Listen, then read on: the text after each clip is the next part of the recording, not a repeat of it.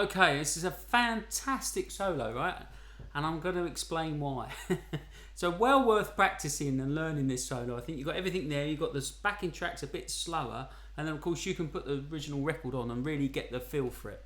So there's a few things about this solo which really stand out to me, and I think it's well worth sort of taking a minute to look at. First of all is his fantastic use of phrasing and space. Okay, if you notice, like every time he plays an idea, he leaves a space around it. And this is something we don't do enough of, or don't hear enough of. And what that does is it basically frames his melodic phrases. Yeah, the space is the frame around the picture. And it also allows the rhythm section to breathe and become part of the music. And I think in this day and age of Abersol backing tracks, we're too guilty of just playing non-stop all over the thing and just sort of feeling like the rhythm section only exists there as a backing track. But if you don't leave any space, then they can't integrate with you. But the other thing with Miles, why he's such a genius, is he's not thinking about his solo. I mean, all right, there's a bit of conjecture here, but pretty much I think one of the standout things about Miles was that whatever he played, he's always thinking about the bigger picture. And what that means is everyone in the band. So he's hearing the whole thing all the time, like as up the whole orchestra, right? So leaving those little spaces, it just lets the rhythm section in a little bit. It also it frames his ideas, and it just means that everything he says it really means something when he plays. None of his notes are wasted. They're just nice little statements that he makes as he goes along. Yeah, okay. And then let's look at this thing about how he uses the same ideas a lot. And also, very simple note. He's not playing fancy scales. He's quite often playing root notes on the chords. Okay, but he just makes it sound great because the way he plays it. So he starts off on the root. So I've written some of the numbers in just to sort of show you the harmony, so that you can think about what notes he's going for. And I think, like I was saying before, certain notes on the chord will have a certain flavour to them, and so keep repeating that. And what you're doing is you're getting it will tie your solo together. So he starts with this just statement. Again, it's like nothing, right? He starts from nothing. He just plays the one. Sorry. Yeah. Okay. Then he plays this little motif. It's like it's a little figure. It's not even a whole phrase. It's just this. Look, check this out. So what he's done now, he's playing the root, and then he plays either side of it. Flat 7, 9. Okay. Okay. And that's a really interesting little phrase because he uses that over and over and over again. And in fact, I put a little asterisk in there underneath it to show you that little phrase. Okay, you hear that little? It's just a simple. It's like an idea. It's not even a phrase. It's just a little, like one word out of a sentence. Okay, now let's just scan through. Where else does it pop up? Okay, let's look at bar 20. Okay. Bar 20, so he's on the same chord here, the B flat 7, and we get. So, yeah, so from becomes. Yeah, it's all dancing around the same idea, okay?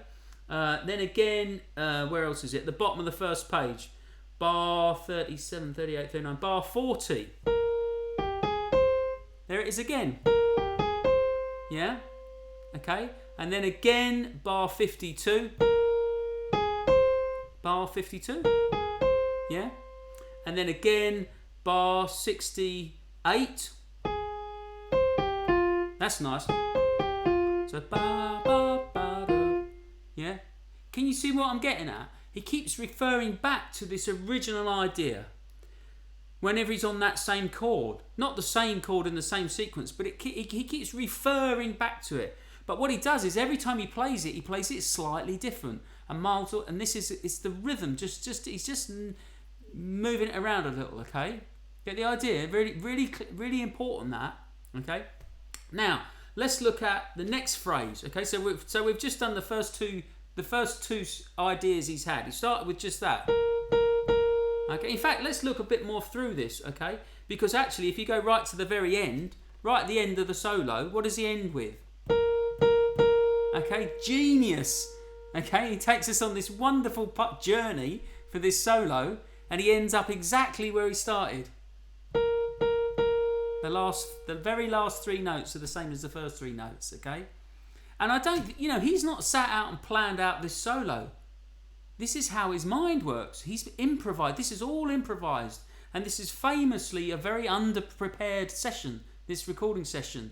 He turned up with no music, and they didn't know what they were going to play. And he just little scraps of paper, and they just did it on the spot. And it was, they had a rehearsal before they did a take. But he created this music out of thin air, on the day, on the spot. So there's no way he planned that out. It's just how his brain, he's very structural as he's improvising. Yeah? He's reusing these ideas, right? Okay, let's look at the next phrase. I'm on bar 5, okay? So as we go to the next chord, the other thing he does a lot is he anticipates the next chord. And that's quite effective. Okay, that's a nice little... So what he's done, he's moving to the next chord, which is the E flat 7, but he's doing it on the end of the last chord.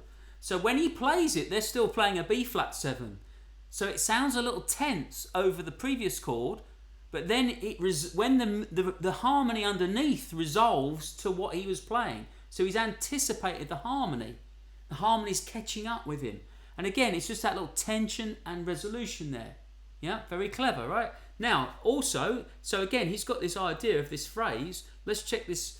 What's the time? So where else does this come out? Okay, let's look at bar. So we get to chord 4. Let's look at the third chorus. So bar 30. Going into bar 30. Ursel. So becomes. Yeah.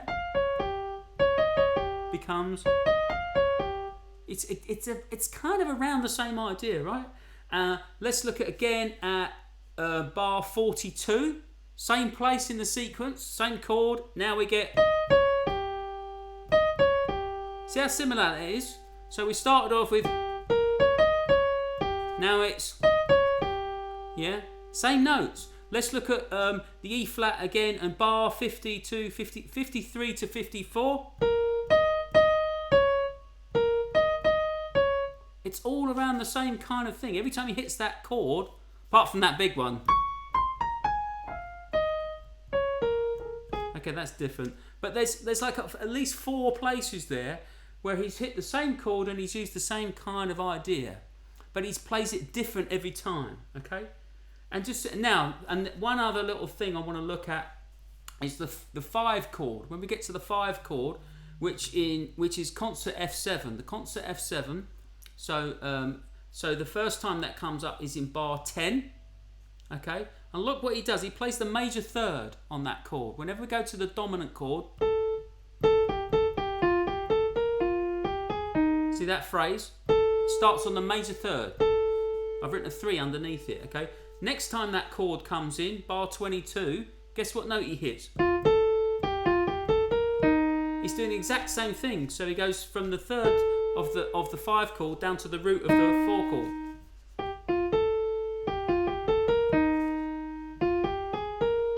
And we'll come to that in a minute. So with a third, okay, and where else? Okay, next time round he hits the 5th. Next time around, it's flat 7. Next time around, root. So that's just a little idea he's repeated there. And finally, I want to look at that funny flat 7 chord, the A flat 7, which is bar 12. Bar 12 on the part. Bar 12 on the part. Bar 11 on the sequence. So whenever we get the A flat 7, you see he hits the flat 7 there. Okay, next time it comes up is bar 24, same thing, hits the flat 7, yeah? Next time it comes up, bar 37, hits the same note on the same chord, okay? Next time it comes up, bar 48, okay? So he kind of goes, again, yeah, and then, do you see what I'm saying at here? And then right at the end, look at that, last chord before the end, bar 72, again. So what he's doing, he's targeting notes. He knows that when he gets to that bit, he knows where he's going to, yeah, each time. So he plays a little phrase around it, a nice simple idea, and he knows where he's going to land on those chords, because he's using the same notes a lot of the time. And what that does is that has a strong flavour, that gives it a flavour, and then you recognise the sound of that. You hear that, yeah, on that chord every time, and it just ties the whole thing in beautifully. Does this make sense? I'm sorry, I'm sort of, if it's labouring the point a bit, but I think it's a really significant thing, because you can do that, right? You can do that very simply. So if we look at our structure, if we go back to our original, just our chord sequence, yeah, and you could just get a pencil and put some notes in that you like the sound of. Maybe on the chord 1, you're going to play a ninth. Okay, so that's gonna be something you can target. You can aim for that. Yeah. And then maybe on the chord 4, you're gonna hit the major third or something. And then you've just got something to aim for, and you just got to fill in a few little phrases around it. Does that make sense? Just as an exercise, I think that would be really useful. The other thing what we could do is, I mean, let's just demonstrate. Another thing you can do is you can nick Miles's idea. Okay, don't borrow, steal. That's what Ian Carr told us when we were students. Yeah, he said these are your friends. These people, they're your friends. He used to say, lovely man. He said never borrow, steal. He says, and so we can still. So what we can do is, if we put the backing track on, what I'm going to do is I'm going to just try. Let's take a chorus. Let's take 2 choruses on Miles's ideas. Okay. So let's see what have we got? We've got chord 1. Okay. Yeah. Then we've got this little phrase. Yeah. See how many different ways we can play that. And then we go to chord 4. We've got this thing. Yeah, that little phrase. And then again. Now remember, when you get to chord 5, you can hit the major third.